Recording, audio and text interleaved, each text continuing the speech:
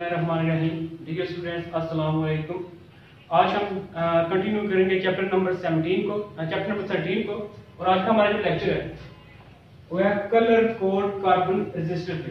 कि colour coding जो होती है रजिस्टर पे, कार्बन रजिस्टर पे, वो किस तरह होती है और उससे क्या मतलब होता है, कोडिंग क्यों होती है कलर की। अब देखिए कार्बन रजिस्टर्स बनाए कैसे जाते हैं। इनके लिए हाई ग्रेड सीरीमैट, जिसको आप सबस्ट्रेट भी कहते हैं, रॉड कोन, उसके ऊपर आप चढ़ाए होते हैं deposited bye thin resistive film of carbon. यानी कि जो थिन फिल्म है कार्बन की वो इस पे चढ़ाई होती है। यहाँ पे मैंने आपको फिगर में बता दिया कि कैसे रजिस्टर की शक्ल सूरत कैसी होती है। देखें इस पे जो कलर कोडिंग होती है रजिस्टर पे, उससे हम रेजिस्टेंस की वैल्यू को फाइंड आउट करते हैं कि किसी भी रेजिस्टेंस में कितने ओम की वो रेजिस्टेंस है। यहाँ पे कलर कोडिंग हुई होती है।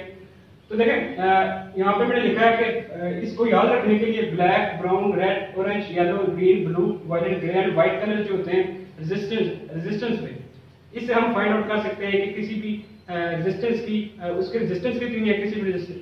तो इसको अब सिंपली आप याद रखने के लिए एक ट्रिक है कि B right, great, Britain, very good, white. यानी कि बी ब्लैक, बी ब्राउन, और red, orange, Y yellow, great means के ग्रीन, और ब्रिटन ब्लू, वेरी का बी ले तो वायलेट, और गुड ग्रे, वाइट वाइट। यानी कि मैंने यहाँ पे टेबल बना दिया आपके लिए। तो ब्लैक की जो वैल्यू होती है वो 0 होती है, ब्राउन की 1, इस तरह red, orange, yellow, green, blue, violet, so on कि यहाँ से 9 तक वैल्यूज होती है। अब देखें जो कार्बन रजिस्टर है उसकी शक्ल कुछ इस तरह से होती है। उस पे 4 बैंड्स होते हैं बने हुए। यानी कि फर्स्ट बैंड, ये सेकंड बैंड, ये होता है थर्ड बैंड, और ये फोर्थ बैंड होता है। इसको टॉलरेंस बैंड भी बोलते हैं।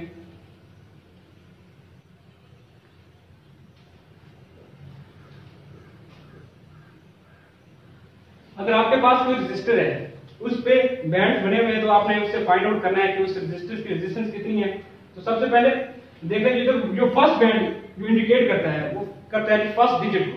फर्स्ट बैंड फर्स्ट डिजिट को इंडिकेट करता है। फॉर एग्जांपल यहाँ पे मैंने लिखा है ब्राउन, जो हमारा पहला जो कलर है बैंड का वो है ब्राउन। अब देखें यहाँ पे ब्राउन की वैल्यू क्या है।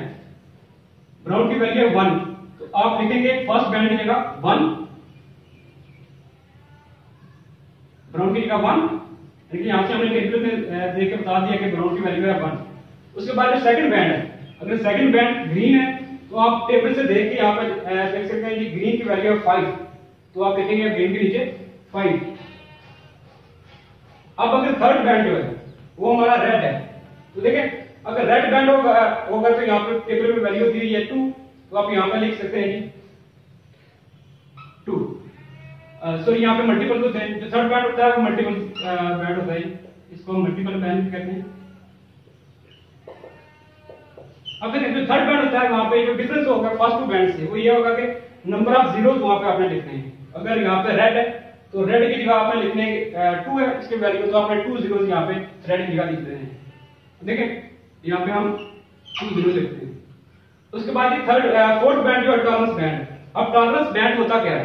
अब देखें the possible variation in the resistance from mark value, यानी कि जो पॉसिबल, अगर आप मार्केट से कोई रेजिस्टर लेते हैं तो वहां पे अगर आपका रेजिस्टेंस है उसकी 100 ओम। अब देखें जो सिल्वर बैंड की जो होती है वेरिएशन वो है -+10%। उसके बाद गोल्ड बैंड की होती है +-5%। अगर हमारे पास जो बैंड जो है फोर्थ वो ना हो तो उसकी जो होगी वेरिएशन वो 20% होगी। अब देखें यहाँ पे गोल्ड बैंड है, दैट मींस कि यहाँ पे हमारे पास जो गोल्ड बैंड की वेरिएशन जो है +-5 है।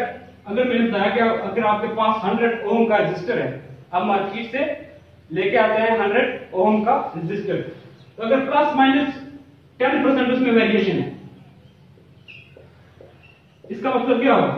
इसका मतलब ये होगा कि या रेजिस्टेंस जो है 110 ओम है,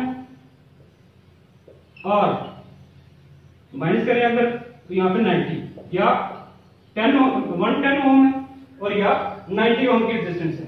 ये थी वेरिएशन। अगर आप मार्केट से आप रेजिस्टेंस खरीदते हैं तो उसपे जो वेरिएशन होगी, इसका मतलब है कि गोल्ड में प्लस माइनस 5 वेरिएशन होती है। अब देखें यहां से आपने फाइंड आउट कर लिया कि अगर आप प्लस माइनस 5 यहां पर क्या है, प्लस माइनस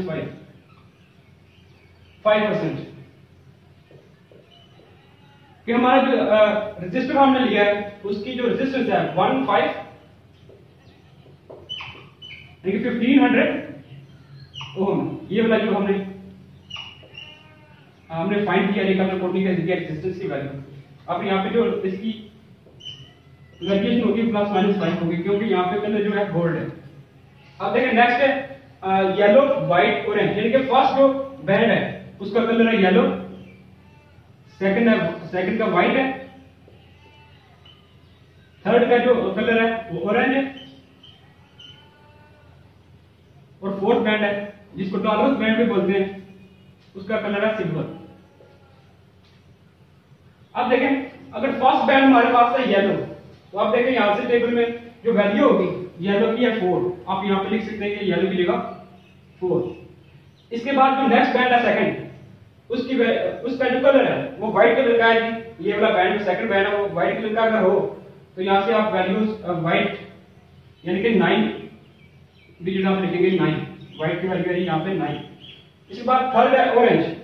ऑरेंज में मैंने आपको बताया कि थर्ड बैंड जो होता है वो मल्टीपल ऑफ जीरोस होता है, यानी जितने भी आपकी वैल्यू होगी उतने जीरोस आपने वहां पे लगा देने।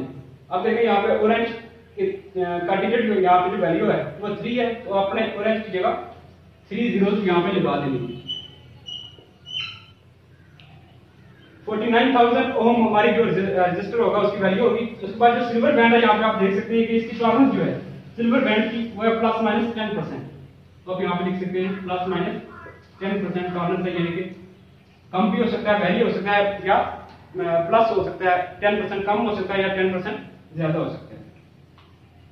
मैं एक बार फिर से आपको रिवाइज कर देता हूं कि कार्बन रजिस्टर पे कोई भी जो अगर आपने रेजिस्टेंस फाइंड करनी होती है तो रजिस्टर पे यहाँ पे कलर्स दिए होते हैं, 4 बैंड्स के कलर मुख्तलिफ होते हैं जी।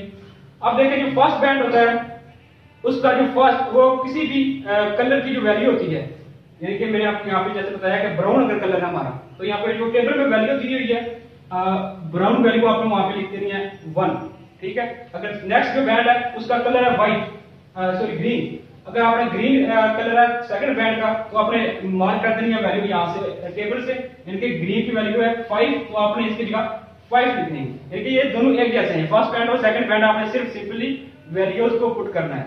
अब जो थर्ड बैंड है वो मल्टीपल ऑफ जीरो, यानी कि जितना डिजिट होगा उतने आप जितने नंबर होंगे डिजिट में।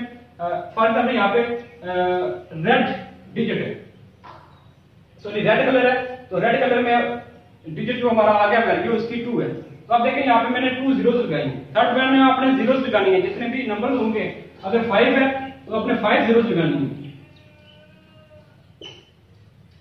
अगर 2 है तो 2 और 3 जीरो आपने लगानी है। उसके बाद जो टॉलरेंस बैंड होता है जो फोर्थ बैंड होता है कि किसी रेजिस्टेंस में कि कुछ ऐसे रजिस्टर होते हैं कि यहाँ पे टॉलरेंस बैंड नहीं होता। अगर आप टॉलरेंस बैंड नहीं हो, फोर्थ बैंड नहीं है तो आपका उसका जो वेरिएशन होगी वो 20 प्लस माइनस 20% होगी, यानी कि if there is no fourth band then there is no fourth band then the tolerance will be plus minus 20%, यानी कि वेरी करेगी, प्लस 20% भी हो सकती है उस जो रेजिस्टेंस हमने फाइंड की है या उससे लेस भी होती है 20%। अब फोर्थ बैंड की आपने simply plus minus 10% plus minus 5% लेके दो कलर्स का दिया हुआ है जो टॉलरेंस बैंड, और जो फोर्थ बैंड है जो थर्ड बैंड है जी 20% अगर टॉलरेंस बैंड ना हो, बिल्कुल यहाँ पे प्रेजेंटली ना हो, लेकिन सिर्फ 3 बैंड हो तो उसकी जो टॉलरेंस होगी वो प्लस माइनस 20% होगी, तो आपको यहाँ पे वैल्यूज को पुट कर देना। यह था जी colour code of carbon resistor. आगे जो नेक्स्ट टॉपिक है वो है rheostat. Rheostat it is a wire bounded variable resistance, यानी कि एक कोई भी इंसुलेटिंग सिलेंडर जिसके हीट एक वायर को बाउंड किया होता है और इसको रेजिस्टेंस बनाया हुआ होता है। देखें इसकी कंस्ट्रक्शन में it consist of bare magnet wire, यानी कि कॉपर या निकल की वायर कोई भी हो सकती है, माउंट ऑन इंसुलेटिंग सिलेंडर, यानी कि कोई भी इंसुलेटिंग सिलेंडर, ठीक है, कोई भी इंसुलेटिंग सिलेंडर है, कोई भी इंसुलेटिंग सिलेंडर है, कोई भी इंसुलेटिंग सिलेंडर है, कोई भी इंसुलेटिंग सिलेंडर है, कोई भी इंसुलेटिंग सिलेंडर है, कोई भी इंसुलेटिंग सिलेंडर है, ठीक है, कोई भी इंसुलेटिंग सिलेंडर है, उसके गिर्द उसके राउंड जो वायर होती है वो राउंड की होती है। The ends of wire are connected to two fixed terminals A and B। अगर मैंने बनाया है इसकी फिगर, यानी कि इसके दोनों एंड्स एक कनेक्टेड है पॉइंट A से, एक दूसरे का नाम है जी पॉइंट B। अब उसके बाद कहता है third terminal C is attached to sliding contact। अब जो थर्ड टर्मिनल है, थर्ड टर्मिनल C, ये स्लाइडिंग कांटेक्ट होता है इसके साथ, रेजिस्टेंस के साथ। अब देखें इसको हम मूव करा सकते हैं, आगे भी लेके जा सकते हैं पॉइंट C की तरफ और पॉइंट A की तरफ भी, यानी कि पीछे की तरफ भी आप इसको लेके जा सकते हैं। अब देखें इसमें करंट कैसे पास होता है, यानी कि इसको हम एज दो तरीकों से यूज कर सकते हैं। एक variable resistor, rheostat as a variable resistor, और rheostat as a potential divider. अब वेरिएबल रेजिस्टेंस में होता है कि आपने रेजिस्टेंस को वेरी करना है, यानी कि अगर आपको रेजिस्टेंस कम या ज्यादा करनी है तो आप as a variable resistor use करेंगे इसको। अगर आपने पोटेंशियल डिफरेंस को डिवाइड करना है तो आप rheostat as a potential divider use करेंगे। इन दोनों में कंस्ट्रक्शन सेम है, लेकिन सिर्फ आपका जो कंटेक्ट है, यानी कि आपने जो सोर्स अटैच करना है या कोई चीज अटैच करनी है उसमें थोड़ा सा डिफरेंस होगा। मैं नेक्स्ट आपको बताऊंगा इसमें डिफरेंस क्या है। अब देखते हैं सबसे पहले variable resistor. Variable resistor as a rheostat को कैसे यूज करते हैं, देखें ये मेरे पास फिगर है, इसके पॉइंट A को मैं किसी सोर्स के साथ अटैच करता हूं, यहां पे कोई बैटरी, उसके बाद इसके पॉइंट C, पॉइंट A और पॉइंट C को मैंने कनेक्ट किया यहां पे।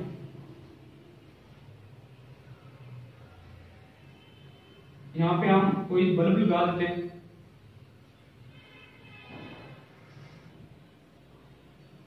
और सर्किट में यहां पे स्विच को लगा देते हैं।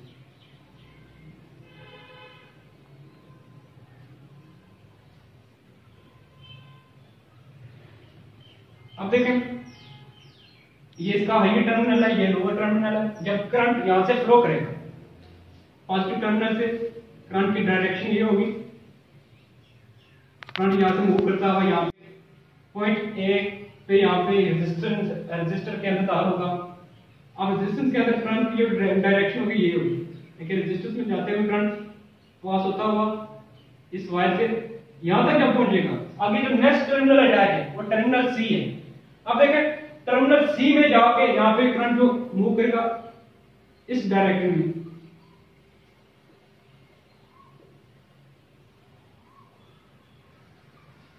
A से इन हुआ करंट रियोस्टैट में, देन यहां से C, टर्मिनल C में यहां पे जो पॉइंट C है अंदर दाखिल हो गए। अगर देखें अगर हमने यहां पे स्विच को ऑन किया, अगर स्विच हमारा ऑन है तो करंट पास होगा यहां तक आएगा। अब ये जो बल्ब हमने लगाया हुआ है इसको ये जला देगा। अब देखें यहां पे बल्ब जो है रोशन हो गया। अब अगर आप देखें जो रेजिस्टेंस होती है उसका जो रिलेशन होता है R is directly proportional to L, यानी जितनी लेंथ ज्यादा होगी, किसी भी कंडक्टर की जितनी भी लेंथ ज्यादा होगी उतनी उसके रेजिस्टेंस उतनी इंक्रीज करेगी, लेकिन लेंथ ज्यादा होगी तो रेजिस्टेंस भी इंक्रीज करेगी। अब देखें यहाँ पे जो लेंथ है वो यहाँ तक है और बल्ब ने ग्लो किया है इतना। अगर हम ये मूवेबल जो पॉइंट C है इसको हम मूव करा सकते हैं लेफ्ट और राइट। अगर आप इसको लेके किसी इस पॉइंट पे लेके जा सकते हैं, ले जाते हैं यहाँ पे। अब देखें यहाँ पे लेंथ हमारी इंक्रीज हुई है, पॉइंट A से पॉइंट यहाँ तक लेंथ जो हुई है वो इंक्रीज हो गई है। अब लेंथ का जो रिलेशन है वो डायरेक्ट रिलेशन है, दैट मीन्स के लेंथ इंक्रीज होने से रेजिस्टेंस भी इंक्रीज होगी, और जब करंट सर्कुलेट करेगा सर्किट में यहाँ से यहाँ तक, जो बल्ब जो होगा वो कम ग्लो होना स्टार्ट हो जाएगा और इतना ग्लो होना स्टार्ट कर देगा बल्ब। एक दफा मैं फिर से एक्सप्लेन कर देता हूं कि एज अ वेरिएबल रेजिस्टर, यहाँ पे जो मैंने फिगर इसी की फिगर मैंने यहाँ पे बनाई है कि एक ए पॉइंट है, बी पॉइंट और सी पॉइंट है।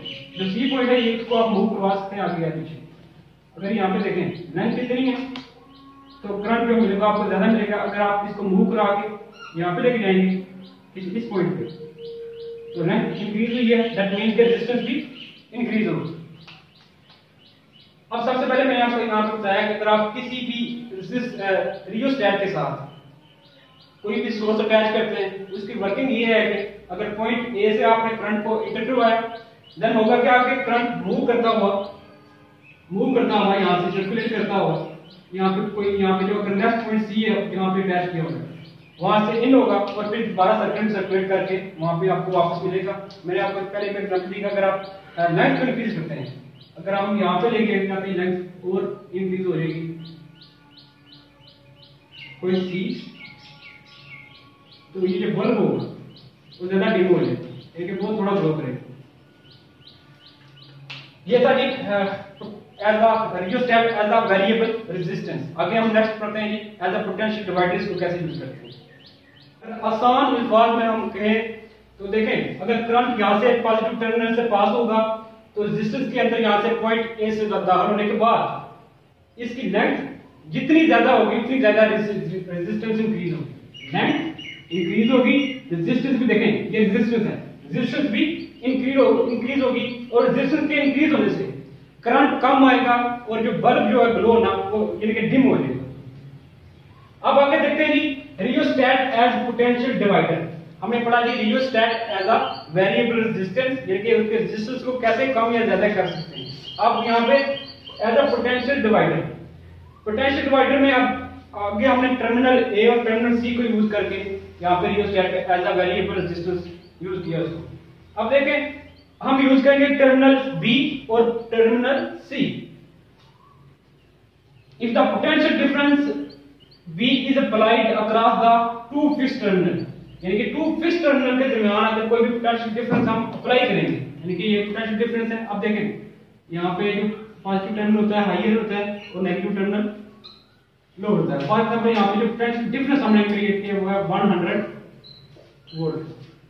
अब देखें एज अ पोटेंशियल डिवाइडर हम क्यों यूज करते हैं रियोस्टैट को। रियोस्टैट को हम एज अ पोटेंशियल डिवाइडर इसलिए यूज करते हैं, अगर आपके पास 100 वोल्ट वोल्टेज है और आपको वोल्टेज चाहिए, आपने फोन चार्ज करना, 4 वोल्ट चाहिए।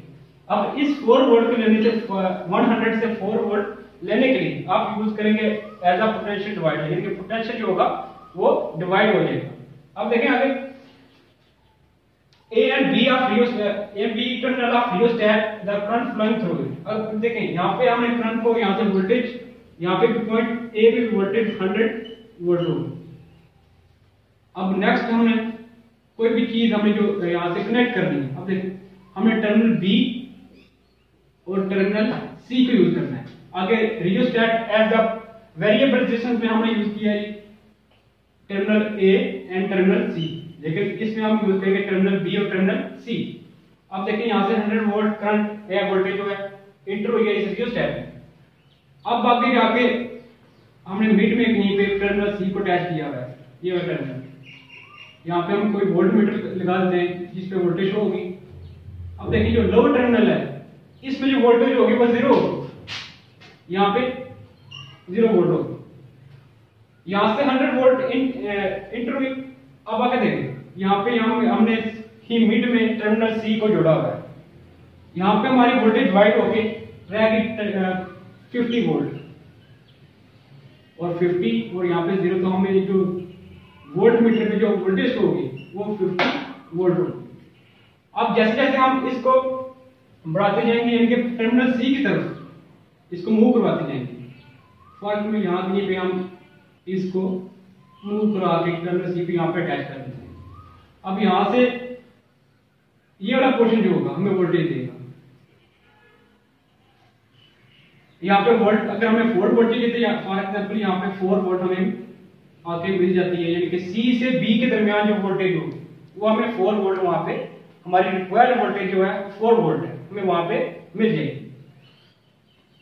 अब अगर देखें तो potential meter as a rheostat as a potential divider. अब देखें करंट जो होता है सर्किट को फ्लो कर रहा है according to Ohm law V = IR। अब जो करंट होगा सर्किट में फ्लो कर रहा होगा = V/R। अब देखें जो वोल्टेज होती है between point B and C, यानी कि इन दोनों के दरमियान जो वोल्टेज होगी point B and C is equal to